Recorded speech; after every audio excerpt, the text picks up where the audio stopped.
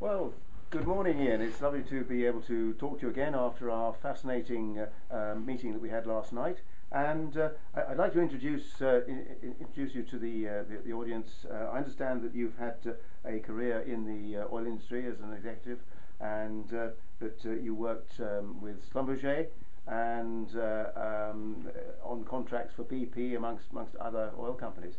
I wonder if you could tell us a little bit about your connections with the BP projects that you worked on, and how we can learn a little more about the BP Deepwater Horizon events. Well, it's an interesting question, because actually my most vivid memory of contact with BP was when I was based in Houston, Texas, working with part of Schlumberger called Dow Schlumberger, a company that specialised in well construction and well stimulation. And our manager in Alaska was bidding for a major part of the work with BP on the North Slope. Yeah. And he gave me a call and said, Ian, I'm bringing this BP manager down to Houston. We need to entertain this guy, because it's a very significant contract that we're negotiating here. And so we took him out to dinner, and then the manager, Charlie, a lovely guy, Charlie, and his colleague Alan, they took me aside and said, Ian, this guy wants to go on to one of the clubs afterwards. And assuming, of course, that my detailed knowledge of the gentleman's club scene in Houston could be brought to bear. Anyway, I suggested that we were on Westheimer in Houston, and I suggested that we should go to the Colorado Club just up the road. And sure enough, we went to the Colorado Club about 11 o'clock in the evening, and by 2 o'clock in the morning, the BP manager had run up a bill of $2,000 for all the private dances that he had. And in the scheme of things, $2,000 plus dinner on expenses for the BP manager was small potatoes compared to the $13 million value of the contract. I regret to say, whichever way you look at it, or pleased to say, that he was suitably impressed by the magnitude of our hospitality, and the contract was duly signed. Yes. Such is the way of business in the oil field. I'm sure. One hears a lot of interesting things in the oil industry, and they're never dealing in small numbers, are they? Unfortunately not. Yes. Or fortunately not, whichever way you look at it. So you worked for quite some years for Schlumberger? I was with Schlumberger for 20 years. The 90s was really the most interesting part of my career. I was in the Middle East at the time of the first Gulf War. I was based in Dubai. I was one of the first civilians to go into Kuwait at the end of the hostilities at the first Gulf War at the back end of March in 1991. Actually that was probably the trigger moment in how I got into what I do today, because it became very apparent to me as we were driving around the southern oil fields of Kuwait that the official story, i.e. that the retreating Iraqi troops had set the wells alight in Kuwait, was not supported by the physical evidence being the fact that there were hundreds of dead Iraqi troops lying around the wells, and it looked very much to me as though the Iraqi troops had actually been defending the wells, obviously against superior forces, and so I made the observation to one of my colleagues and to our military escort that it looked very much to me as though actually the well fires had been started by the American Special Forces. And basically, to cut a long story short, I was told to keep my mouth shut, which I did for many years. But eventually, there's no question, that was absolutely the trigger moment. It took another 7 years for me to actually take the decision to leave the oil industry. But then after the events of 9/11, and once it became very apparent to me from my research in late 2001, early 2002, once it became very apparent to me that 9/11 was certainly not perpetrated by the alleged hijackers, that there was the physical evidence just didn't support the official story yet again. Yes. And that was the point at which I decided that it was time to actually take a completely new look at orthodox versions of history. Before we go on to your great change in your life, Would you have any comments on 9/11, for example? I've seen a video where you can see a series of explosions blowing out of the side of the building as it's coming down. Would you have anything? Well, I mean, as is always the case. Look, I would never expect anybody to take anything I say at face value. Sure. That is not my modus operandi. My sole intent is to sow seeds and to encourage people to actually research these incidents for themselves, because we live in a wonderful time in many respects. We have access to a tool, the internet, and it's there to be used. Yes. And there's a lot of dross on the internet. There's no doubt about that. There's a lot of misinformation or disinformation, and it's very important that people use their own powers of discretion and discernment to decide what is factual, what is relevant, and what is misleading, yes, and then come to their own conclusions. And one of the things that I would say about 9/11 is that I would never for one moment suggest that I absolutely know what did occur on 9/11. Sure. What I would observe is that my research would certainly indicate that the physical evidence does not support the official version of events. Exactly. And the incident that you pick on, the collapse of the Twin Towers, and of course we won't even get on to the collapse of Building 7, no, the 47-storey building which collapsed at 5:20 in the afternoon of 9/11 but wasn't hit by a plane. But the Twin Towers collapsed a very, very short time after the impacts of the planes. Never before in the history of architecture had a steel-structured building collapsed through fire, and yet both of these buildings collapsed, one within an hour and the other one slightly more than an hour. Both collapsed pretty much within their own footprint. But the thing that is most staggering is that they collapsed into piles of dust. Yes. There's no pile of wreckage. Building 7, the Salomon Brothers building, was a classic textbook controlled demolition, yes, i.e. the pile of rubble was 12.5%, 1/8 of the height of the original building. I mean, the textbooks on controlled demolition will tell you that that is the desired sort of goal. I saw that when that blew, that the top of the building dimpled. Exactly. Yes. The penthouse, or whatever was on the top, actually, you could see it crumple first. Yes. And then, of course, Building 7 collapsed in its own footprint. I mean, it was a classic textbook controlled demolition. Yes. Towers, the Twin Towers, Buildings 1 and 2, were more than twice the height of Building 7. They were one was 108, I think the other one was 109 floors tall. Yes. And if they had been textbook controlled demolitions, then they would have left a pile of rubble that would have been 12.5% of the original height, i.e. 1/8 of the original height. So actually the pile of rubble would have been about 13 to 14 stories high. Yes. But as the photographic evidence clearly demonstrates, there was nothing. I mean, absolutely nothing. And of course, the thing that is very important about the collapse of the Twin Towers is that normally with a controlled demolition, the buildings are stripped of everything. They're stripped of all office furniture, or the electrical conduit, or the plumbing, or the bathroom furniture. They are shells. Yes. So that 12.5% assumes that the building is stripped out. These buildings were working cities. 50,000 people could have been in buildings 1 and 2 at the times they collapsed. Yes. Fortunately, the number, obviously, who were killed was a lot less. But the reality is that I don't profess to know exactly what did occur. In fact, there is no known technology in the public domain. It's okay. You'll be waiting. Okay. There's no known technology in the public domain that would cause that to occur. So that's why I say I don't profess to be able to state what did occur, but I do encourage people to take a look at the photographic evidence or the film footage that's on the web, yes, and what they will see is these textbook collapses. One of Building 7, which was an orthodox collapse, but Towers 1 and 2, something pulverised those buildings. Very strange yes, indeed. Yes, indeed. Okay. Ian, I wonder if I could ask you about your organisation, The Alternative View. How did you get into that? How did that start? Okay, well, first of all, I mean, let's put something in perspective. It's not really an organisation. Mm-hmm.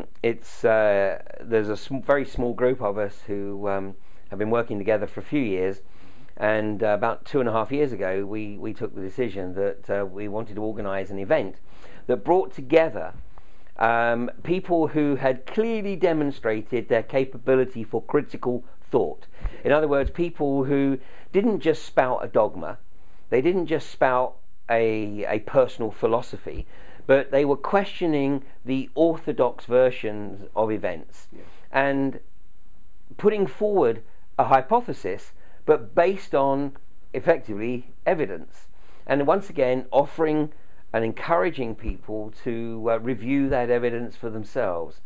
So, I mean, this is really the primary focus, I think, of everything that we do with the alternative view. And I think the vast majority of people who are part of this very loose-knit group that we term the truth community, if you like. And the common denominator is there is no dogma. In fact, the only dogma is there is no dogma. Yes. And everything is up for discussion. And if it's philosophical, I mean, let's recognise that it's philosophical, and therefore we are all entitled to a particular philosophy based on our own experience, etc., etc. But then when we get into something that can be associated with physical evidence, that we don't shy away from subjects purely on the basis that the orthodox community has been programmed not to go there. So basically what we say is that it's important that we encourage people to take a look at the evidence and then just come to their own conclusions based on wherever that evidence may fall. And I think in 2007 we became aware that the interest in the sort of subjects that we're talking about, particularly the likes of 9/11, the London bombings of 7/7, the Madrid bombings. We were also starting to talk about things like earlier events like the Oklahoma City bombing in 1995. So we were looking at templates, we were looking at common denominators, we were looking at patterns. These clearly, when you look at them, they are not just random one-off events. There are common denominators, and we encourage people to we were giving them pointers and sharing insights, but then encouraging them to go take a look for themselves, of course. And we've had some wonderful speakers at the 4 events that we've run now. I mean, the likes of Cynthia McKinney, but then even people who are regarded as perhaps part of the mainstream. Johnny Ball, who is absolutely incensed at the way in which science has been politicised over the last 20, 30 years. Yes. David Bellamy.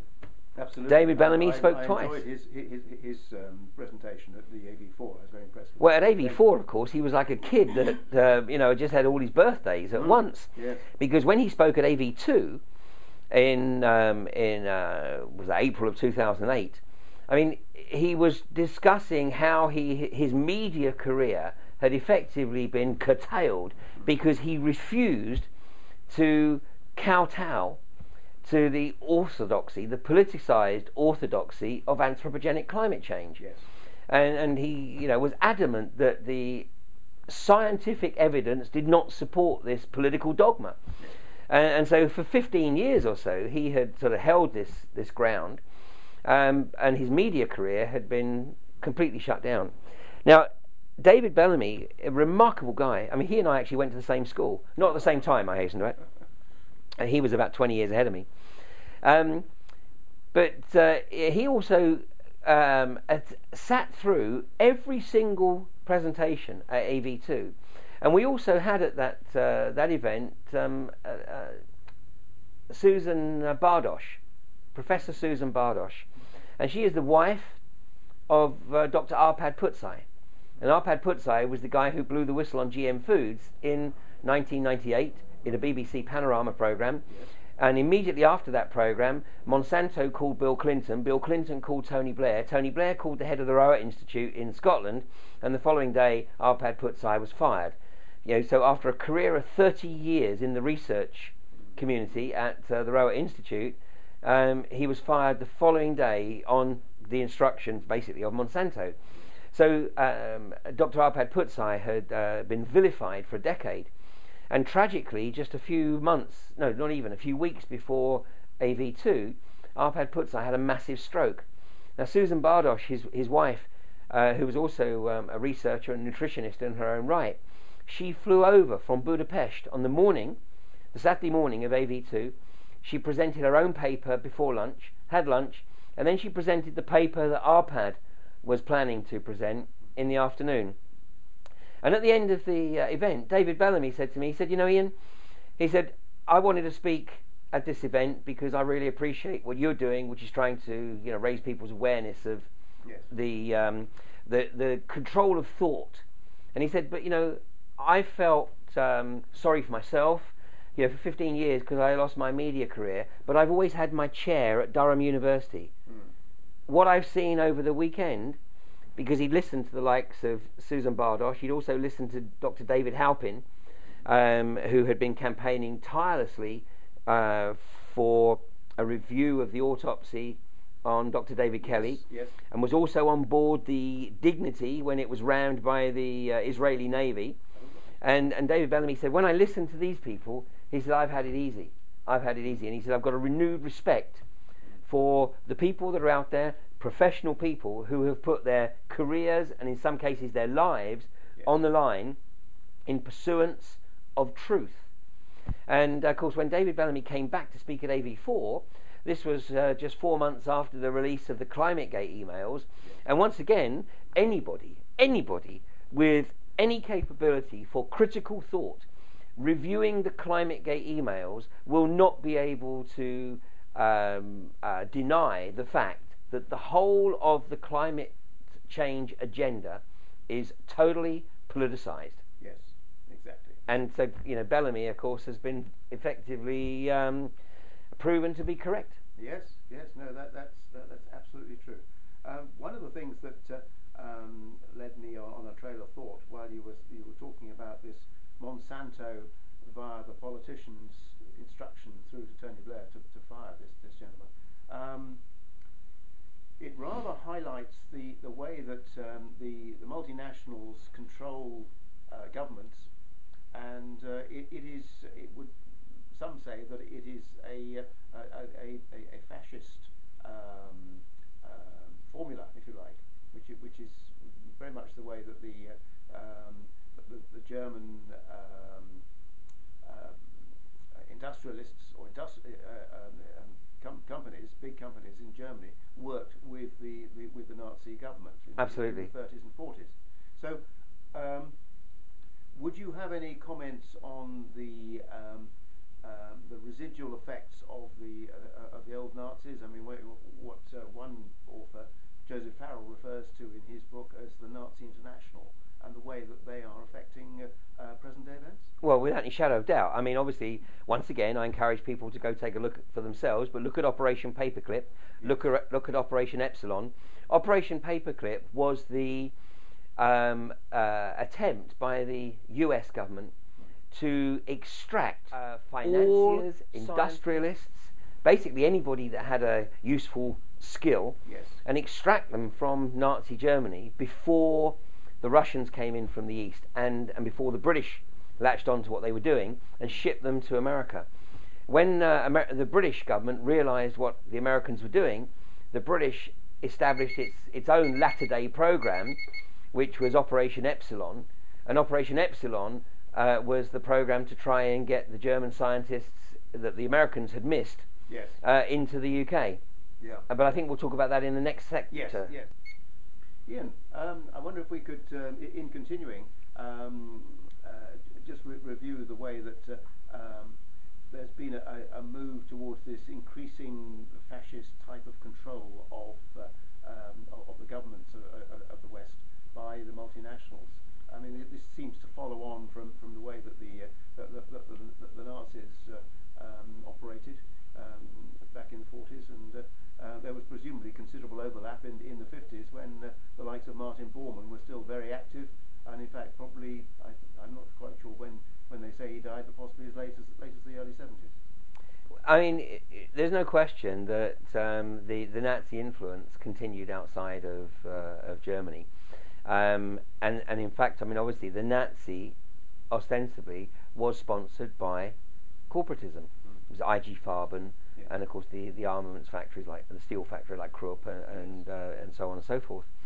And of course, I mean, you've got to remember that after the war, IG Farben was broken up into the four pharmaceutical companies of Bayer, Herbst, BASF, and one other that escapes me for a second. And although I think it was 15 of the leadership team of IG Farben were all sentenced to prison terms at the Nuremberg trials, within 10 years, 3 of those 15 were heading up 3 of the 4 spin-off companies from IG Farben. Many of the other industrialists, scientists, chemists, researchers in all fields were moved across to the US under Operation Epsilon. And in fact, but a little known fact is that General Patton, was absolutely livid at being prevented from making a beeline towards Berlin. Yes. He knew the Russians were coming in from the east, but the American government actually decided that the scientists and other researchers based at the Skoda factory in Prague were more important than actually Berlin. So the Americans deliberately left Berlin to the Russians because their focus was actually to round up all of the scientists and other technical expertise, and also, I believe, the occult expertise of the Ahnenerbe, which was, of course, under the auspices of von Sievers, who was executed at Nuremberg. But and of course, people are familiar with the likes of Werner von Braun, who headed up the V1 and V2 projects, Yes. and then worked with NASA until his death in the mid 1970s. Yes. And of course, he was the designer of the Saturn V rocket, which of course was the power source for the alleged trips to the moon. Yes, exactly. No, it's fascinating when you look at the way that NASA was developing and fronted, because of course it would appear, I know you have any comments on this, that NASA had other agendas running which the public didn't get to hear about. Oh, most definitely. I mean, the black projects in the US is a whole subject in of itself, and in fact, the amount of money that has gone missing from the Pentagon, in particular, but other government departments, is horrendous. I mean, it runs into the trillions of dollars. I mean, particularly through the 90s and into this into the early part of the 21st century. I mean, very famously, of course, Ronald Rumsfeld, Freudian slip, Donald Rumsfeld, famously said on September the 10th of 2001, the day before 9/11, he made a statement to the press that the Pentagon could not account for $2.3 trillion. I mean, back then that was a lot of money. And this is every year it was a very large chunk of money that effectively the American government announced they couldn't account for. And this was going into the black projects, the skunk works of Lockheed and Raytheon and all these other organisations that had these black budgets. Yes, we hear though that there may have been sort of even more extreme things going on. For example, with the and we have any comments on the suggestion that the CIA or would it have been the OSS predecessor was largely instrumental in revitalising the mafia after the war, and with the aim and objective of using the illegal drugs industry around the world for further funding their massive secret ambitions. Oh, absolutely. And of course, I mean, that was never more apparent than with Oliver North and the Iran-Contra affair of 1986. Yes. And that was a classic case of the Americans fueling the war between Iraq and Iran. Yes. They were overtly shipping armaments into Iraq and covertly shipping armaments into Iran, and their intention, of course, was just to keep this Middle East conflict, local conflict, alive. Good for business. Absolutely, extremely good for business, and plus, of course, it made sure that these guys were focused on each other and not elsewhere. Yes. And of course, the reality is that it was an 8-year war that cost millions of lives on both sides, but was going nowhere. And eventually, in 1988, both Saddam and the Iranian governments realised that they were being effectively manipulated by the Great Satan, and called a truce, and effectively went back to the original borders, because it was all over access to the Shatt al Arab waterway. Yes. And I went back to the original borders, which of course gave the Americans a problem, because now they had no conflicts, and actually their big concern was that Saddam and the Iranian regime might actually become allies. So that was why they manipulated the invasion of Kuwait. They baited Saddam into invading Kuwait 3 years later, 2 years later, August of 1990. So, there's no question, the US arms industry is, of course, a major financier of the US government, as is the oil industry. In fact, during my presentation last night, of course, I showed a clip from a debate in the Senate where the motion was being put forward to the Senate. Now, this was the third reading of this motion in the Senate, and the motion was to give the power of subpoena to the Gulf hearings to try and obviously get to the bottom, because as I was able to demonstrate last night, there are certain very important individuals known as persons of interest by the hearings who have refused to give evidence. One of whom, in my opinion, a very critical individual, has pleaded the Fifth Amendment on the grounds that any evidence he may give will be self-incriminating. Another individual who is also very significant has basically been sick. And Tony Haywood, the former CEO of BP, has been put on special assignment in Siberia. So the reality is that the Gulf Coast hearings are really going around in circles right now, and the real people that they absolutely need to speak to and forced to answer questions are just not accessible to them. So the motion to give the hearings the power of subpoena was passed in the House of Representatives by 420 votes to 1. When it reached the third reading in the Senate, it was blocked by the Republican Party. And so here we have a classic case of BP, corporatism, and the oil industry. And of course BP was a very, very significant contributor to Obama in his presidential campaign. And effectively what they've done is they've shut down the power of subpoena being granted to the Gulf Coast hearings. So the reality is that I don't believe that really there's any desire to truly get to the bottom of what did occur at the Gulf Coast. And as I presented last night in my presentation, I eventually came to the realization, after 6 weeks of solid research, I came to the realization it was indeed a deliberate event. I've named the individual who was put on the rig to perpetrate the event. And of course the guy in the US who made the same observation, he named the same individual that I named in my DVD, BP Population Reduction and the End of an Age, and tragically he was found dead in his hot tub on Sunday, August the 7th, I think it was, Sunday, August the 8th. Yes. No, We're nearly there. oh, so, You've got 2 minutes, 2 seconds. oh, I'm sorry, I thought you cut it. No, I haven't cut it now. I've cut it now, shall I? Yes. Well, Ian, this is absolutely fascinating.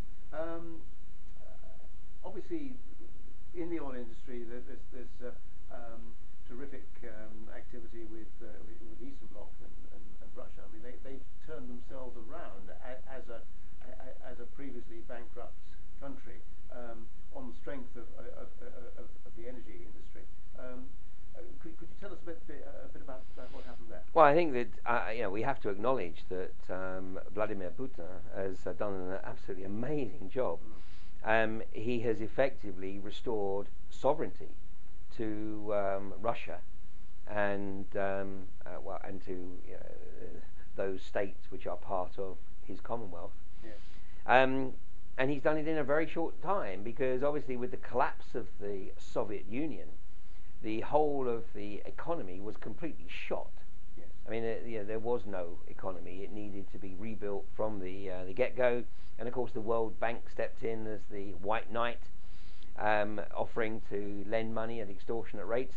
And Putin basically came along, was it 95 or so, give or take, and he put in motion a plan to use Russian resources for the benefit of Russian people. Now, what he did, of course, was he identified the oligarchs who he assigned to regenerate these industries and effectively turn these monolithic pre-Soviet or Soviet era industries into viable, competitive, global players. Yes. And he was very, very astute with the people that he assigned. And of course, what we've seen in recent years is as some of those individuals, if you like, got a bit ahead of themselves and decided that they were bigger than the operation or bigger than the state, then they incurred Vladimir Putin's wrath. Yes. And so we have seen, sort of an attempt to regain control from the oligarchs, obviously those who didn't play ball. I mean, the likes of Roman Abramovich, these are guys that play ball. They've done very well out of it, but they played their role as per Putin's instructions. There were others who didn't. One of the most incredible things is that, I mean, Russia today, in my opinion, is without any shadow of doubt the world's largest provider of oil. It also, in all probability, has the world's largest known reserves. Russia plays its reserves very close to its chest, as it does, by the way, its drilling and production technology. Russia has a completely different philosophy of oil production. Russia works on the basis of the principle that oil is an organic, abiotic resource that is generated from deep within the bowels of the earth and then percolates through a series of reservoirs, and what we tap into is the reservoirs nearest the surface, and of course as we've exhausted them, then we've tapped into deeper and deeper reservoirs. But Russia also has a philosophy of treating an oil reservoir or a gas reservoir as a farmer would treat a field. In other words, they will monitor the pressure that the reservoir is producing, the hydrocarbons, and as the pressure reduces, they will shut the well in, shut the reservoir in, and allow it to lie fallow. And then regenerate, and then a few years later, whenever, they'll go back and start extracting hydrocarbons again. I'm sure that many people would be absolutely fascinated by this fact, because this is something new to the Well, of course, it's suppressed in the West. Yes. It's suppressed because the whole of the Western hydrocarbon economy relies on people believing that it's a finite resource, Yes. because this creates the perception of artificial scarcity, Yes. and therefore enables outrageous prices to be charged for it. Yes. I mean, in Venezuela, Chavez there, I mean, he's sitting on so much oil, particularly around the Lake Maracaibo. Now, unfortunately, the Venezuelan government, didn't really invest in the infrastructure when it should have done. So over the last few years, well, certainly when the price was pushing up to $147 a barrel in the global market, Chavez did take the opportunity to instruct the National Oil Company to do some reinvestment. But gasoline in Venezuela is near as damn it given away free. And in fact, one of the social issues that Chavez has to deal with is the fact that the Venezuelans expect pretty much free gasoline. I mean, it's literally cents, a few cents for a litre, because they regard it as a right. But one of the things that I need to say here is that Chavez, Castro, Putin, Iran, Ahmadinejad, previously Saddam in Iraq, and Kim Jong-il of North Korea, these were the people who were all loosely labelled as part of the axis of evil or the axis of terror. Yes. Putin perhaps sitting a bit outside that. But after Chechnya, he was thrown into this group. But all of these people have one thing in common. They're all demonized by the West, but they actually have one thing in common, and that is that they are all free of debt from the World Bank. They are all sovereign economies. That's a very, very important factor, I believe. It's extremely important, and now what we start to see is this underlying agenda, and of course the most recent example of effectively destroying the economy of a country that really should have had the capability to be a sovereign state was Dubai, where the World Bank proposed this outrageous project to Sheikh Mohammed Al Maktoum, that he build these islands in the shape of a palm tree and leave his legacy on the planet because it would be able to be seen from outer space. And initially Maktoum said, well, that's an interesting idea, but it's a bit outside my sort of financial reach. And the World Bank said, don't worry, we'll lend you the money. So he borrowed billions from the World Bank to launch this project, to build the islands in the shape of a palm tree, and a little further offshore the islands in the shape of a map of the world, with a plan to sell them to the arrogant new wealth of sportsmen around the world. Anyway, just as the islands were finished, of course, the World Bank, with the assistance of Goldman Sachs, initiate the collapse of the global property market, pull the rug out, bang! All of a sudden, the World Bank has a significant hold over Dubai's natural resources. Yes, so they've really got them the way it hurts. Exactly. Yes. So, what I think is really fascinating here is the power plays that are going on, and that we have, if you like, a significant sector of the world which is not in debt, as you rightly say. And the other point that if oil is a self-regenerating resource, then the public at large are being lied to a massive extent. The vast majority of the public have no idea of the magnitude of the deception. I mean, first of all, one of the reasons that the West needs to sell large quantities of oil is because it is the most efficient method of raising taxes. Yes. And this lie even extends to the amount of fuel you or I need to drive our vehicles. I mean, let's look at how outrageous this is. Let's look at the advances in things like computer technology, telephone technology over the last few years. Literally. We've come from nowhere with mobile phone technology 25 years ago to today where, was it 4 billion people have mobile phones? Yes. Then we've got things like the iPad, which 30 years ago would have been for our in the form of personal transport. We are reliant on a technology that's 130 years old. Yes. Not only that, but we're not even applying the technology that we have in terms of computer capabilities. We're not even applying it appropriately in terms of internal combustion engine management. Yes. Because in reality, there is absolutely no reason why every vehicle on the road should not be able to return 100 plus miles per gallon. Exactly. Yes. I've witnessed this myself with relatively simple devices which can boost the efficiency, such as cracking hydrogen from water. Exactly. Should we go back to this in the next section? Yes. Why not? Okay. Yes, Ian.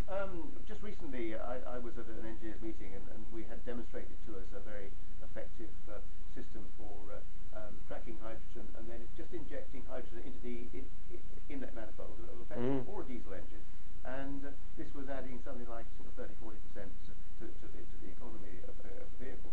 And of course, from your average barrel of oil, there's something like about 40%, I believe, is gasoline, petrol. Exactly. And really, if you think about it, we could be driving around in electric vehicles, and they could be burning the gasoline very efficiently on the power station. Absolutely. Well, you've got to remember that it was Rockefeller who instructed Henry Ford to stop building electric cars in 1896. Yes. In fact, the electric car technology was actually ahead of the internal combustion engine. Yes. But the Rockefellers needed, obviously, to they were moving from railroads into oil, and the Rockefellers were buying up the electric tramways in all of the cities to force people, having created suburbia. Yes. And given people the means to travel into downtown on the electric tramways, they then bought the tramways and pulled the plug on the transport system, forcing people to effectively invest in a personal transportation system, the car, the internal combustion engine, and obviously to buy their gasoline. Now, lean burn technology, which you've just described, has been around for certainly 40 years. Let's think about it. In the 1960s and 1970s, the average family car would return probably somewhere around about 30 miles a gallon. Okay. Today, the average family car returns around about 30, 35, miles per gallon. There are a few cars that give a higher return, Yes, but there are many who give a lower return, and the diesels as well. But in reality, it's a fraction of what is possible with the application of lean burn technology coupled with computer management systems, coupled with alternative means of recharging the battery. Of course, by running the alternator from a belt, we're putting extra load on the engine, which is increasing the fuel consumption. Yes. Why don't we have air-driven, the cars moving forward? Why don't we have turbine or solar panels? There's so many aspects of this which go to demonstrate that the requirement is to sell hydrocarbons, and every £1.15 that you and I are paying for a litre of fuel for our vehicles, 72 pence is taxation. Yes.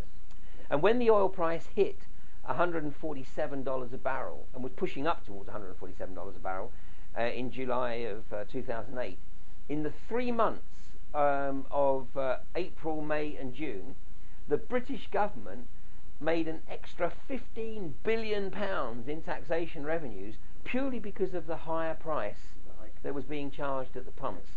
So right now, one of the primary reasons that there are only token efforts made to move towards alternative technologies, and it is a token effort, it's a charade, is to convince people, we're trying to move there, we're putting all this investment in, we're trying to get there, but of course they're not. They're actually trying to make sure that they know what the threats are and effectively shut them down, so that we obviously keep this massive hydrocarbon exploration and production infrastructure occupied around the world, and secondly, we provide Western governments with the means to get very significant chunks of revenue out of the taxpayer indirectly through making them pay this enormous amount on taxation and fuel. By way of a purchase tax. Yes. Exactly. It goes to show, doesn't it, the film Who Killed the Electric car. The EV1. Yeah. Which was when you watch that film, it was a marvellously successful vehicle, but General Motors discontinued it completely. Well, not only that, but the very small company that was building the batteries was forced into administration and then bought out by General Motors. And what's interesting is here we are, I think, some almost 15 years on since the EV1 project, and even now, electric cars are only made available on lease. You cannot buy an electric car. You can buy a hybrid. What about the Teslas? The Tesla Sports, and that's probably that's an independent company. Exactly. They're a exactly. small manufacturer. It's a different ballgame. As you rightly say, the large manufacturers, they're being very crafty. Yeah, Peugeot and Citroën, well, it's the same company, of course, but the French motor industry is about to introduce a electric vehicle, but it will only be available on lease. But this is all part of the charade to convince the public that there are moves to move away from hydrocarbons. Yes. There are not.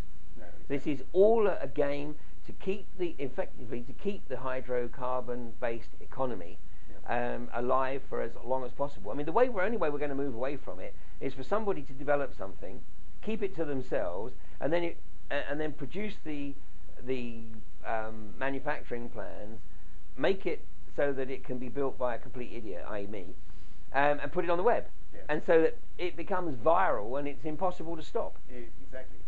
That's the only way that any progress is going to be made, if it is something which is like, as you say, or like a mycelium that comes up everywhere all at once. Exactly. It's out of sight until it does so. Exactly. But, and we may, who knows? That could happen at any time. Yes. So let's never give up hope, because as you know, I am an inherent believer in the creativity of humanity, and I believe that ultimately that will prevail, and the oil industry and those involved in this outrageous corporatism will effectively have the rug pulled from under them. Yes. Very optimistic.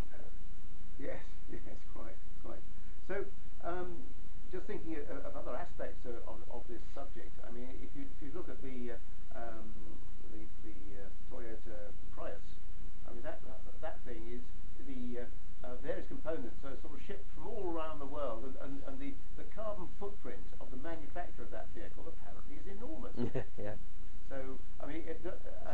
illustration of the hypocrisy. Yes, I mean, I'm not a proponent of the sort of carbon economy and all this sort of thing, because it's based on a fraud. Totally. Of anthropogenic global warming, which is fraudulent. But it is a useful yardstick, nevertheless. No, I think I wouldn't argue too much on that basis. I mean, listen, despite my observations about the oil industry and the fact that we've got oil coming out the proverbial yin yang right now. Okay, some of it is going to be challenging to extract, particularly that around the Lomonosov Ridge of the Arctic. But technology is advancing all the time. But in reality, it's all redundant. Because there are other technologies exist today which could replace the hydrocarbons. But of course, there's a desire to keep this massive hydrocarbon infrastructure in place. We haven't talked about the aero industry, the airlines and so on, because of course I was, as many of us were, enormously impressed by the wonderful clear blue skies that occurred after the Icelandic volcanic eruption, and all the flights were grounded. I mean, that was a wonderful few days when that occurred. And when you look up at the sky and you see all this haze, which in actual fact is put up by aircraft, and then of course we get into another subject, which is chemtrails. Yeah, absolutely. Now the chemtrail phenomena is one that we really need to encourage people just to look up. Yes. Because the vast majority of people are sort of just so focused on either ground or where they're going, they don't look up. And what is happening is that there is an increasing amount of artificial cloud coverage preventing natural sunlight coming through onto the planet. And if this was benign, then obviously the questions that are asked of governments would be answered frankly and factually. Yes. The fact that they are not is what gives us great cause for concern. Exactly. Yes. Ian, one of the things which I learned not very long ago was that the powers that be regard the awareness of the public as being about 13% of what is really going on. Now, from my observations, and probably perhaps you can talk about this, I think that this percentage is going up. It certainly seems that way. I mean, the observation was first made by Dr. John Coleman, writing in his book, The Committee of 300. And John Coleman was an academic who spent most of his life researching the, if you like, the agenda of the inner sanctum of those who would have a global government. Yes. And he referred to the inner sanctum as the Olympians. In fact, he says they call themselves the Olympians. And he's acknowledged that these guys absolutely accept that 13% of the population will always be aware of what they're really trying to do. So in other words, they can keep 87% of the population totally hoodwinked. And they actually make the comment that the important thing is to make sure that the 13% don't actually have any contact with each other. Yes. Well, of course, up until 15, 20 years ago, that was certainly an achievable goal. Yes. But with the advent of the internet and social networking, then this has become much more difficult. And it certainly would seem that there is an increasing awareness of what's occurring. And different people have different portals that sort of bring them into this agenda. Yes. But it's always the case that once the first card falls, then the rest sort of fall very quickly. Yes. And they suddenly learn or relearn the art of critical thinking. And also they relearn the arts of discretion and discernment. Yes. And as people go through this awakening process, then obviously they start to realize that they have effectively been living in an artificial economic construct. And in fact, Zbigniew Brzezinski made an observation in his book, Between Two Ages, The Technotronic Era, which he wrote in 1969, published in 1970. And in that book, he made the observation, and I paraphrase, he said, the challenge for future Western governments will be to keep the population locked into consumerist materialism, preventing them from realizing who they truly are. And that book, I mean, it's very difficult to get hold of, but I recommend it as reading because it's incredibly prescient. This is Zbigniew Brzezinski. This is the guy who is Obama's mentor. He has mentored Obama for 27 years. It is no accident that Obama is where he is today. And Zbigniew Brzezinski also, just a few months ago, I think it was May the 15th of this year, 2010, he gave a presentation to the Council on Foreign Relations. And in that presentation, he made the observation that the greatest obstacle to the establishment of global government is the rapid political awakening of the masses. And this is an acknowledgement that people are starting to realise. That's a great encouragement. It's incredible. But what he's actually doing is he's saying, look guys, we've got a problem. Yes. Because actually the masses are starting to become aware of our agenda.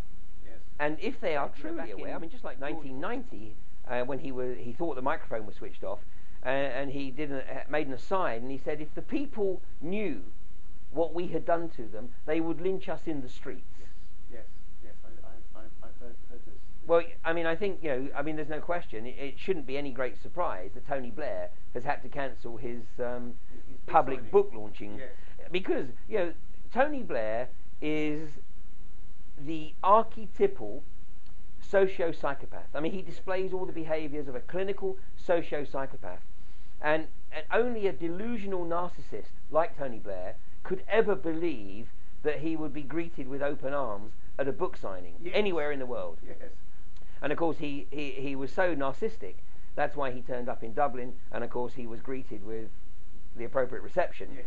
And then it was realised if he actually had the audacity to show up at Waterstones in London, the protest was going to be far more massive. Exactly. Now, and this is the guy, of course, who is so outrageously narcissistic that he has his own faith foundation, which of course he had to launch in America because here it would have just been ridiculed. It would be laughed out of sight. Totally. Yes. So this is all good news, though. It's all good news because the more outrageous, the more narcissistic, the more socio-psychopathic these guys become in their not just their thoughts but their actions, then the more people go, hang on a goddamn second. So when here we are in the stages now, in the early autumn of 2010, we are on the cusp of the real financial meltdown. Yes. And when people realise that their pensions have been ripped away from under them, now the government wants to rip their salaries away from them by demanding that all employers pay their salaries directly to the government, and then the government dishes out chump change as pocket money.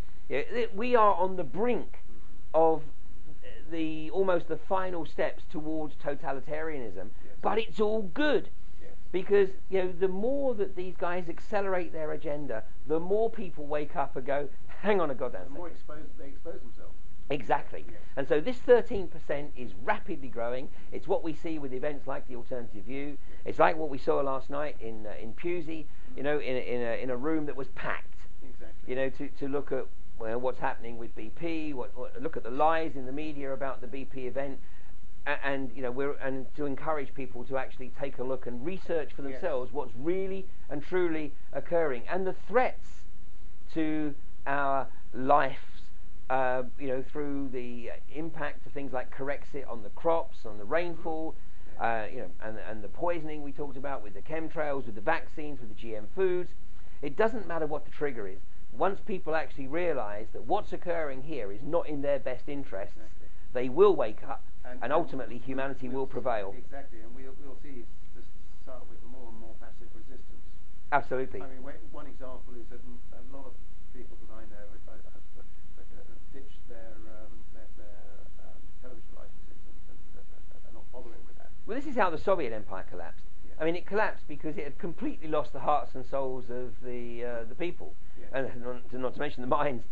And there was a black economy because people weren't paying taxes. They just found a way to exist, to live. Yes. They didn't need the central government.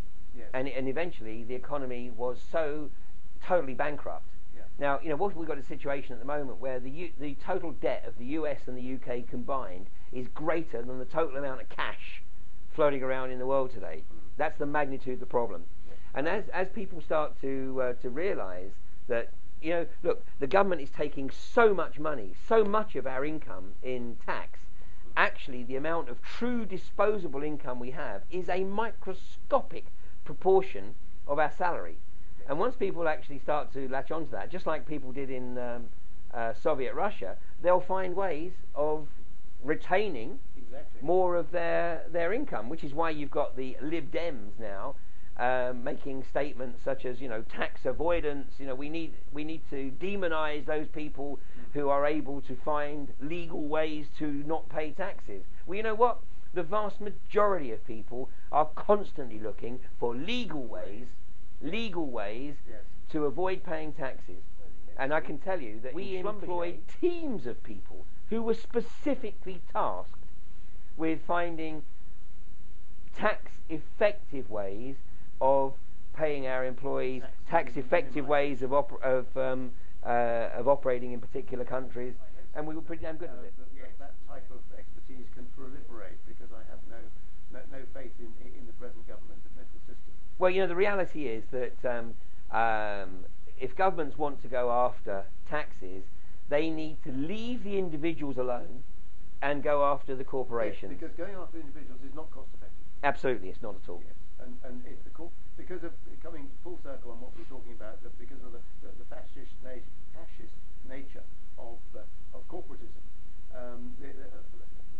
they probably don't have the power to do that. Listen, the reality is that the people who are working in any government tax office, they are so parochial, they have no experience of the international arena, yes. And they have no idea how creative international companies can be. Yes. And until such time as they recognise that they need to bring that expertise into their own fold, then the corporations, and especially in the States, I mean, it's more outrageous in the States than it is in the rest of the world, but they are missing this phenomenal level of revenues. And in fact, in reality, people should be taxed at a much, much lower rate. Individuals should be taxed at a much lower rate, and the corporations taxed at a higher rate. Exactly. Well, on that exciting note, thank you very much indeed, Ian. This has been absolutely fascinating. Thanks, Lincoln. Thanks a lot.